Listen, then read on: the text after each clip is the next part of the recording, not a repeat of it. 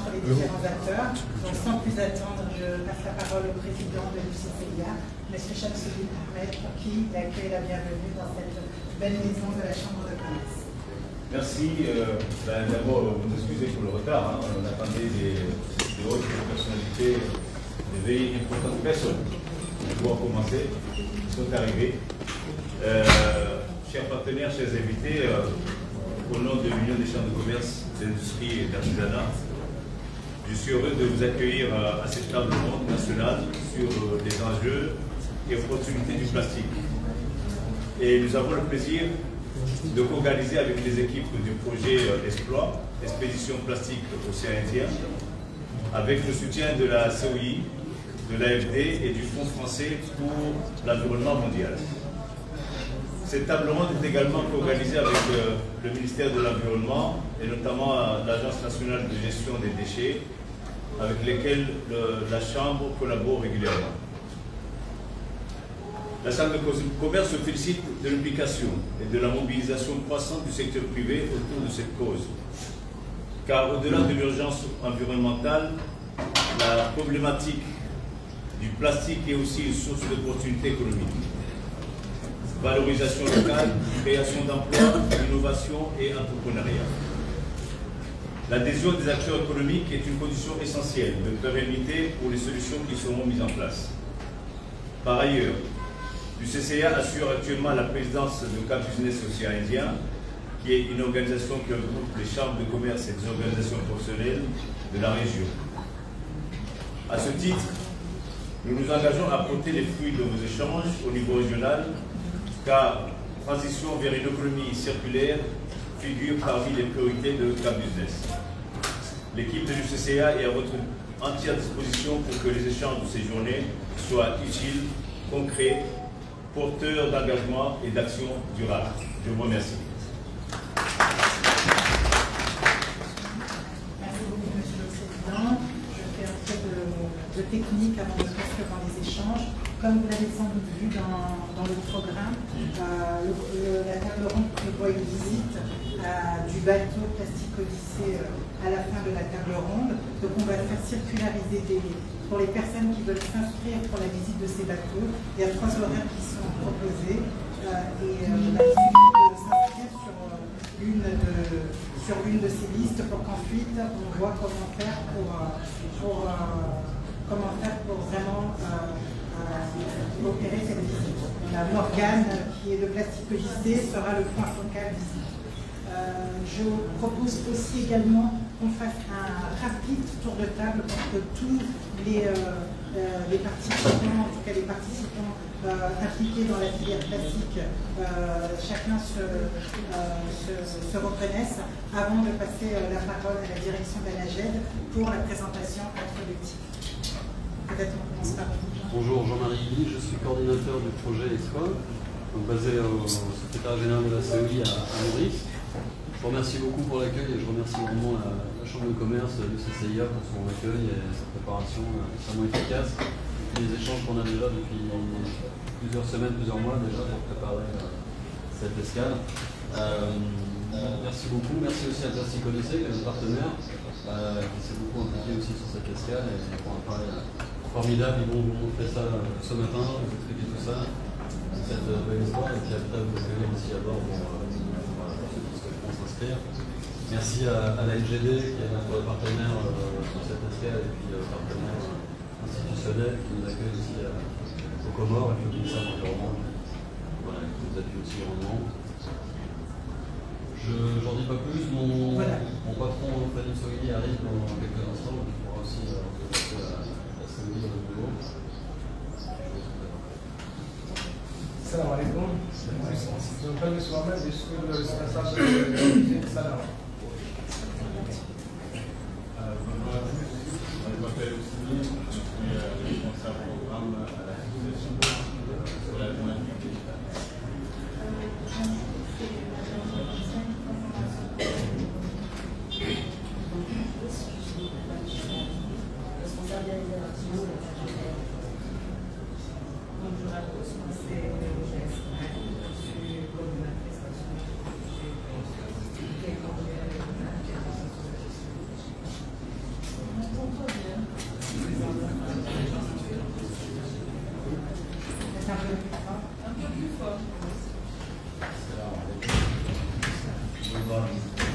From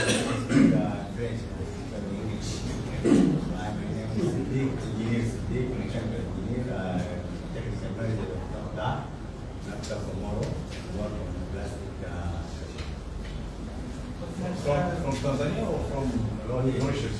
From Sudan. From Sudan. Welcome. Salam alaikum. Représentant de la société COPA.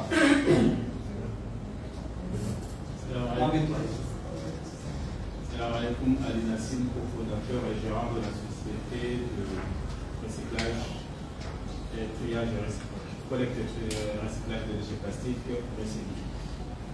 Salam alaikum. Ahmad Assoule, Salam alaikum. Ramadan Madi, responsable de l'hygiène et à Sassabé.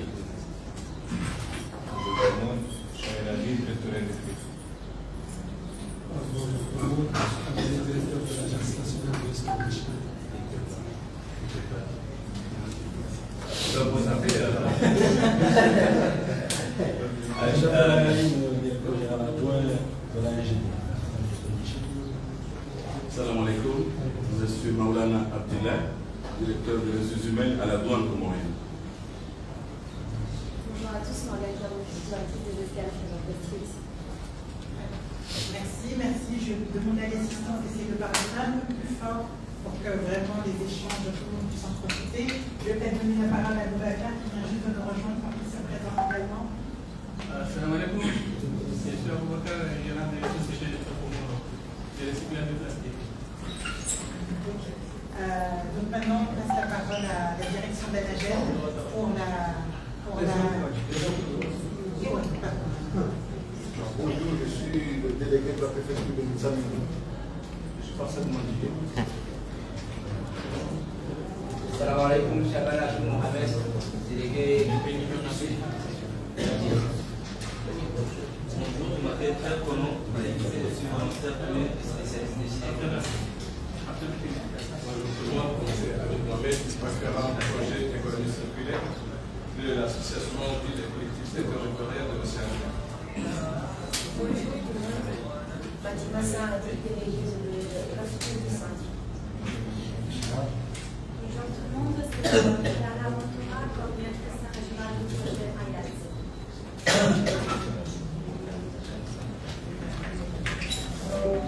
Bonjour tout le monde, c'est Madame Tifama Medusseini, co-gérante de la société Récise.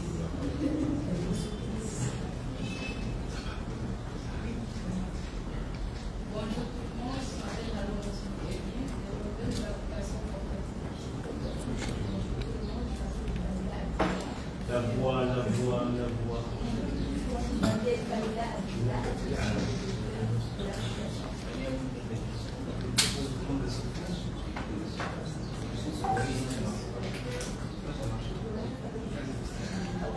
Bonjour, Madame Acha Salma Monsieur, la chargée de coopération internationale et culturelle au sein de l'UCCA et référente de la business au Sénégal. Salam alaikum, je suis Safia Dalidaïman, je suis l'administratrice de l'ICF, Pôle Formation au niveau de l'UCCA. Merci. Donc maintenant, on va passer à la présentation introductive de la NAGER sur l'état de la filière plastique au Congo.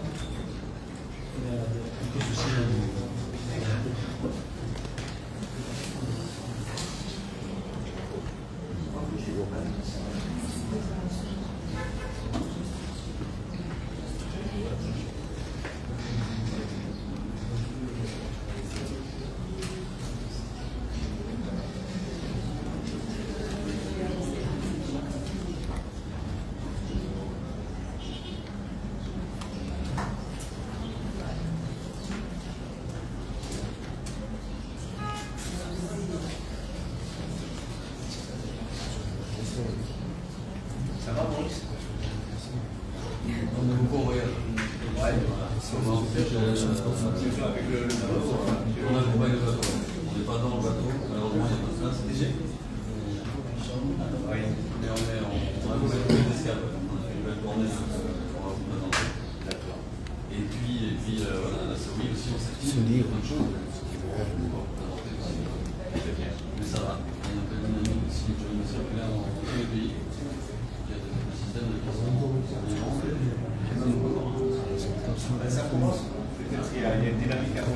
surtout avec l'Agence nationale des déchets en plastique.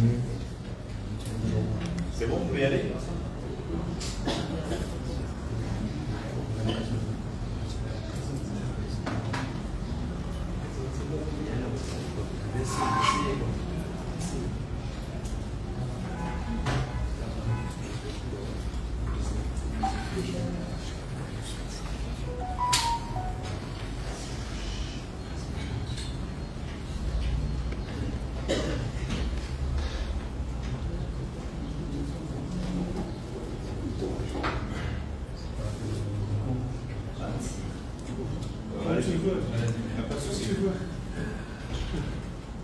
Bonjour tout le monde, Monsieur le Président du Commerce, Monsieur le Directeur Général de l'Industrie des Déchets, la mission que j'exploite, l'assistance en volant de qualité. Je suis là aujourd'hui pour vous présenter la gestion des déchets plastiques au Comores.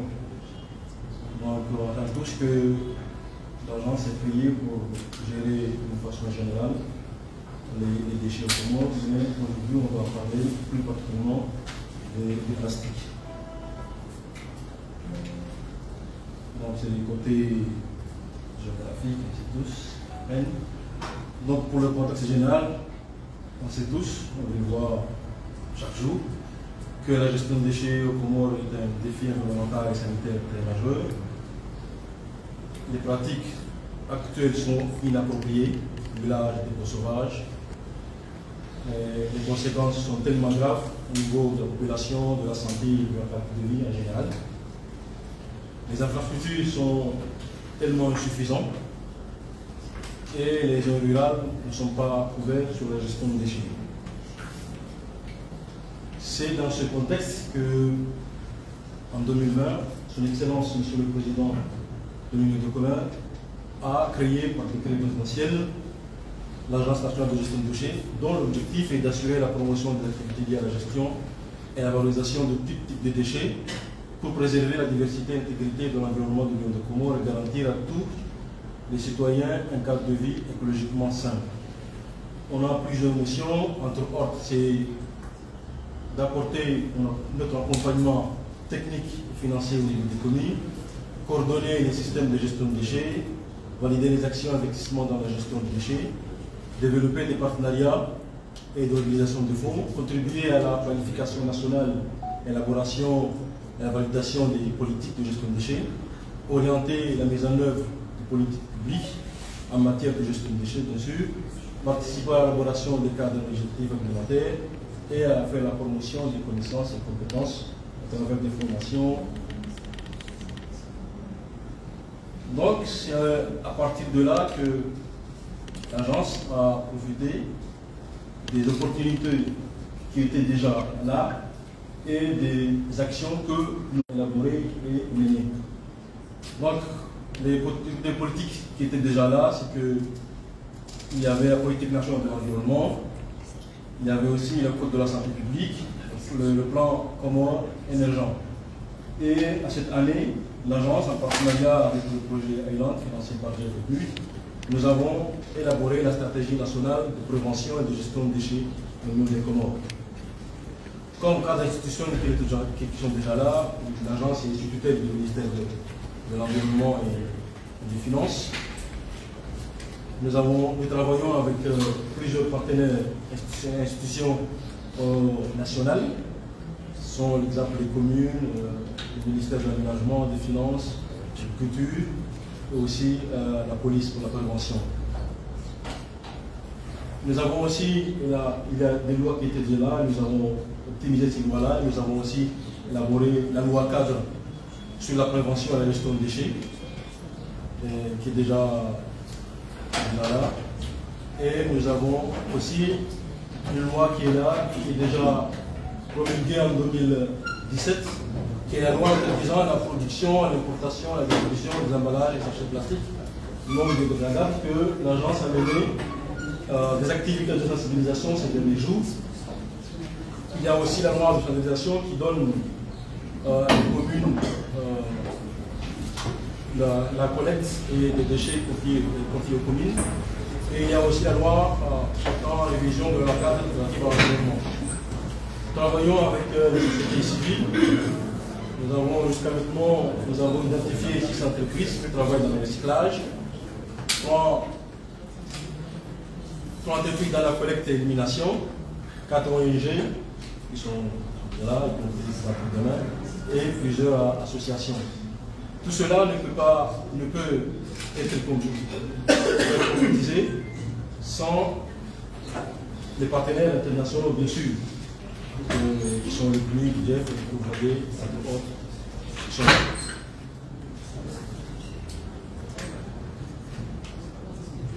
Maintenant, nous avons vous montré certaines données sur les déchets ménagers assimilés. Un petit rappel, c'est que les données de la gestion des déchets ont été élaborées par un projet qui s'appelle le plan, qui date jusqu'à maintenant de 20 ans, presque.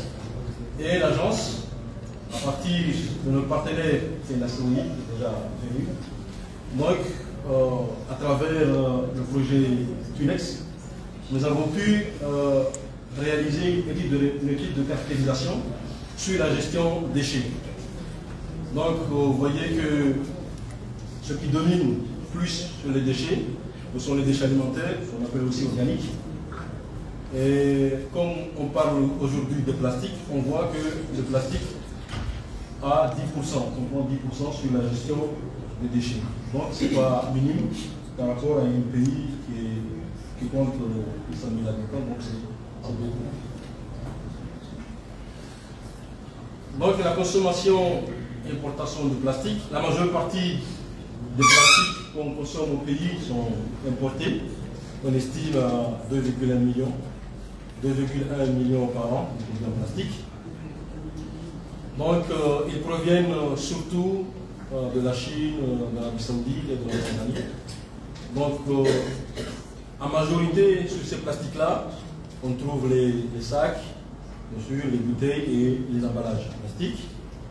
Et on trouve aussi que les zones qui sont tellement polluées, ce sont nos capitales respectives qui sont Moroni, Montsanudou et Fongoni. Donc on voit un petit diagramme là, une image qui montre la pollution marine et l'origine de ces pays, que la plupart proviennent de l'Afrique de l'Est, de Madagascar et les autres des Comores. Donc le Comore en compte à 21%. Donc les flux de plastique est linéaire, c'est-à-dire les plastiques sont importés par les pays que j'ai cités, ils sont consommés par la population et malheureusement ils sont jetés par la suite. Il y a certains qui sont collectés, mais la plupart se retrouvent au niveau de la rue et sont jetés aussi dans la mer. Maintenant, on va vous montrer une étude de faisabilité sur la gestion du plastique au Comores, qui est réalisée dans le cadre du projet Island, comme j'ai parlé, à travers un consultant international qui est venu et qui a réalisé une faisabilité sur la gestion du plastique. Donc, ce n'est pas encore acté parce que ce n'est pas validé, mais on vous montre cette étude-là et ça va faire objet de discussion, bien sûr, pour avoir les options que chacun de vous qui est là. Donc, l'objectif de l'étude, c'est concevoir et mettre en place une mécanique de gestion durable du plastique basée sur l'économie circulaire et adaptée au contexte comorien. Donc, la pyramide qui est utilisée, c'est les 3 R, réduire, recycler, réutiliser, recycler. Donc, on a utilisé comme méthodologie analyse des indicateurs, des déchets, quantité, position source. On a évalué aussi les infrastructures qui sont déjà là, c'est-à-dire au niveau de la collecte et du traitement, et l'accès aussi au marché pour le recyclage, les mesures de sensibilisation et la participation communautaire de chacun de nous, et comment explorer les mécanismes de financement. Donc, le consultant international a traversé le pays. Il est allé en Comores, il est allé en Juan, et au Mouéli, et la Comore, à Nazidja, Zouani et Mouali, et on va aller à Mayotte dans un peu de temps. Donc, il a mené cette étude-là en rencontrant toutes ces personnes et ces institutions qui sont là, pas la peine de les citer, mais ces personnes, ces institutions, je pense que la plupart sont déjà là, donc ils vont pouvoir réagir et comprendre et donner leur avis si vraiment les consultants ont pris en compte leur avis lors de leur discussion. Donc, les défis généraux qui sont identifiés et rencontrés, on a déjà dit que les infrastructures sont tellement insuffisantes au niveau de la gestion des déchets, parce qu'il y a l'absence d'infrastructures sur le tri, sur la collecte et la gestion des déchets qui constitue un obstacle majeur. Il y a le manque aussi de moyens financiers basés sur la gestion des déchets urbains. Donc la capacité institutionnelle est aussi insuffisante, donc est très limitée. Donc il y a une limitation de l'expertise en gestion des déchets et domiciliaire au niveau du pays. Et la majorité des initiatives qui sont menées sur la gestion et le recyclage des déchets dans les îles sont encore au stade embryonnaire jusqu'à maintenant. Donc la sensibilisation est aussi limitée au niveau de l'organisation, malgré tous les efforts qui sont faits par la NGD et les sociétés civiles, y compris les ONG et les associations. Donc il a donné certaines recommandations par rapport à l'étude qu'il a fait. La première recommandation, c'est que nous a dit qu'il faudrait mettre en place la responsabilité, le REP, la responsabilité élargie du producteur, mettre en place ce mécanisme-là, pour essayer de valoriser les déchets et de créer une chaîne de valeur. Former aussi et renforcer les capacités, bien sûr, de la NGD et des autres institutions, qu'ils soient publiques ou privées, et développer des programmes de formation et des startups, afin de mettre en place que ce mécanisme soit là, qu'il soit aussi viable. Comme recommandation aussi, c'est le déploiement d'infrastructures pour la collecte et le tri, parce qu'on ne peut pas faire ça, on ne peut pas faire une valorisation de plastique ou un recyclage de plastique sans qu'il y ait une collecte et tri et traitement qui sont vraiment bien, un système qui est tellement bien fondé. Il faut aussi mettre en œuvre des initiatives pilotes pour essayer, comme c'est un système qui est nouveau au niveau de notre pays, c'est faire une initiative d'abord qui sera pilote avant de l'élargir et qu'il soit au niveau du pays en général. Tester les mécanismes de financement au niveau de la gestion des déchets qui sont jusqu'à maintenant qui sont vraiment éparpillés, mais ne sont pas encore tellement mis de façon élémentaire. Voilà, c'est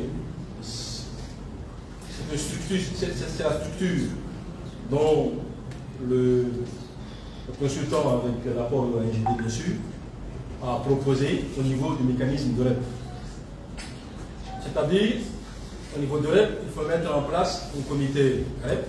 Ce comité aura comme objectif, il sera formé, un comité mixte, qui sera formé par plusieurs partenaires, y compris au niveau du gouvernement en général, à travers le ministère de l'Environnement, le ministère des Finances, le ministère du Commerce et le secrétaire général du gouvernement, bien sûr. Donc, il aura comme objectif de décider les lignes directives et mécanismes de financement de la REP, notamment la collecte des taxes auprès du secteur privé, par rapport à la loi qui est déjà là, bien sûr, en se basant de la loi. Aussi, décider des priorités d'investissement et des modalités de mise en œuvre de la REP, et les directives relatives aux mécanismes de transmission des rapports du secteur privé pour respect des obligations. Donc, il y aura aussi les producteurs et des importateurs qui vont contribuer au financement du REP, qui est déjà dans la loi à travers le mécanisme de pollueur bien sûr. Et il y a aussi les infrastructures de gestion des déchets qui seront mises en œuvre plus particulièrement par des sociétés privées et aussi la commune qui va se charger de la collecte. Mais dans tout ce schéma-là, l'ANGD, on a mis l'ANGD à un pays ou l'UCA, on n'a pas encore fixé, ça va apporter des discussions ici, sera le centre de ce système qui est là. C'est eux qui va superviser le système de mécanisme du REP, l'ANGD, et on a dit plus probablement que ce sera l'UCCA ou l'ANPI, on n'a pas encore décidé sur qui sera là pour être en concertation avec l'ANGD pour réaliser le mécanisme d'une façon générale.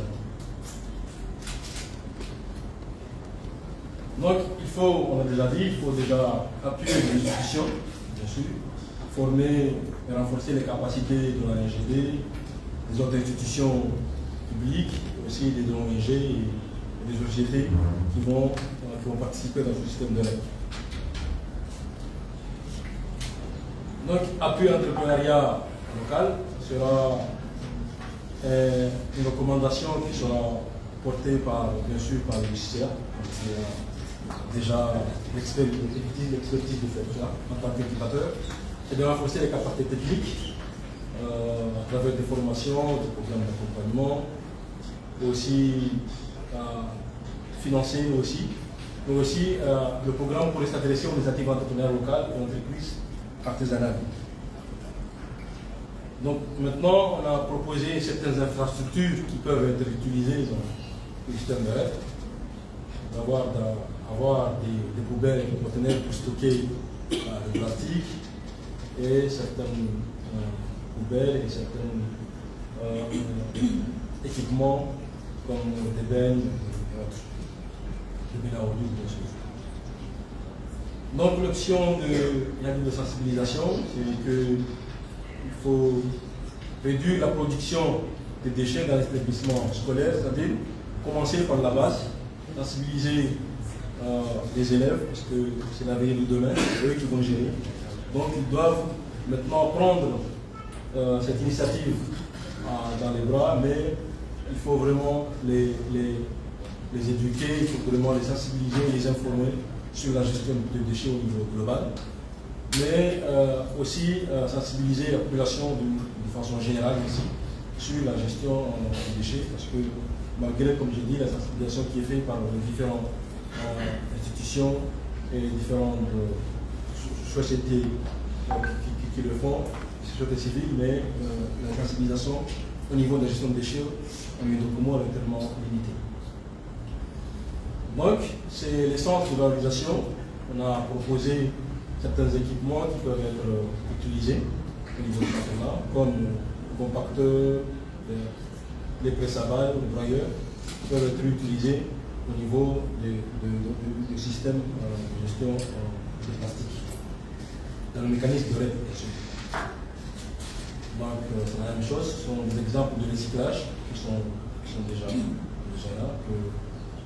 Il y a des ONG, des sociétés qui peuvent vraiment les expliquer dans les stades de démêts, les civils et autres. Ils ont déjà fait des initiatives de recyclage sur la gestion des déchets. Donc, c'est une aperçu de la solution et des technologies qui devaient être mises en place.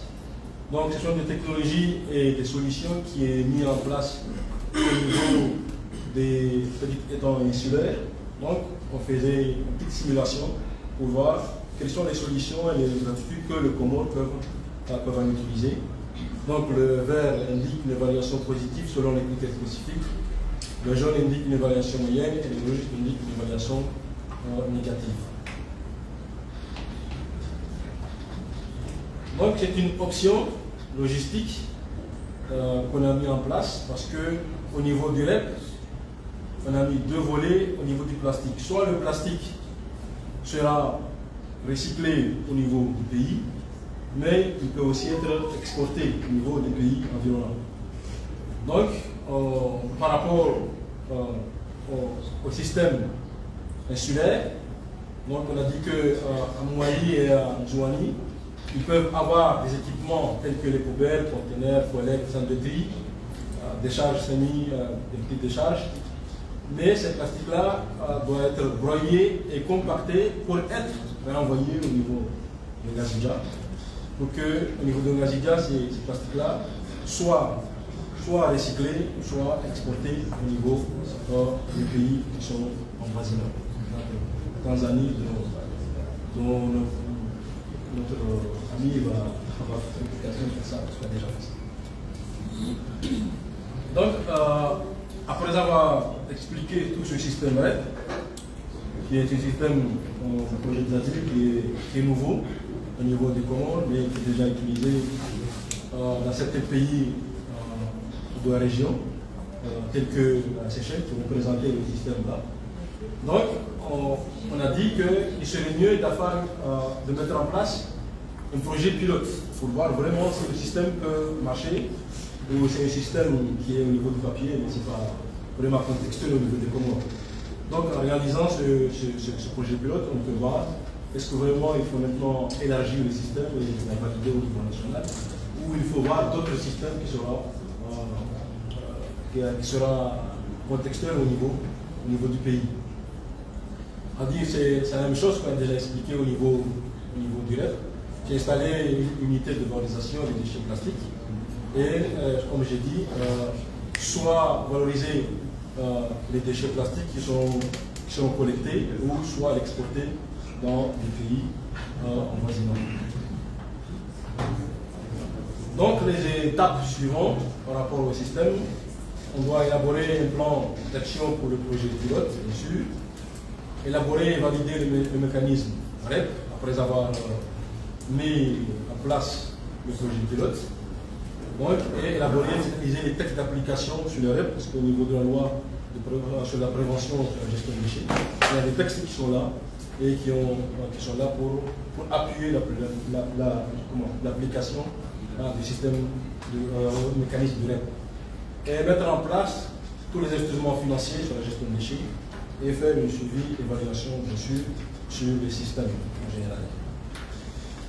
Merci beaucoup pour votre attention. Merci. Merci beaucoup, Monsieur le Directeur, pour cette présentation très complète qui a à la fois montré l'état des lieux et la perspective, qui va un peu alléger la deuxième partie. Donc, pour continuer les présentations à 3h30, je vais passer la parole maintenant à Jean sur la contribution du projet Exploit à cette réflexion sur la gestion des déchets plastiques. Très bien. On va de questions là tout de suite pour la après. Je préfère qu'on fasse les pré-pauses et ensuite on ouvre les débats. En tout cas, je suis content de voir cette étude là qu'on attendait avec impatience, qui est vraiment intéressant pour les Comores. Et puis ça nous rassure aussi parce que ça fait plusieurs stratégies régionales au pays qui disent qu'il faut faire à peu près ce que fait le projet Exploit. Donc on est cohérent et finalement comment ça s'est fait. Ah merci, c'est bon. Moi je trouve que alors peut-être qu'André Souli nous a rejoint aussi, et le chargé de mission à la commission nationale. Peut-être Antoine, je vous laisse vous présenter, nous dire un rapide petit mot et puis présenter dans ses grandes lignes. C'est la première slide. Et ensuite, je vais aller un peu dans le détail. Je pense que tout le monde me connaît, on connaît ça en tant qu'expert de prévenir. Donc s'il y a éventuellement des questions précises pour la série, on va répondre. Mais vu le temps qui est imparti, je peux déjà présenter. Ok, et ensuite on aura donc qui va présenter aussi ce qu'ils font. Et puis nous aurons une intervention des Seychelles, parce que c'est important justement de voir ce qui est mis en place en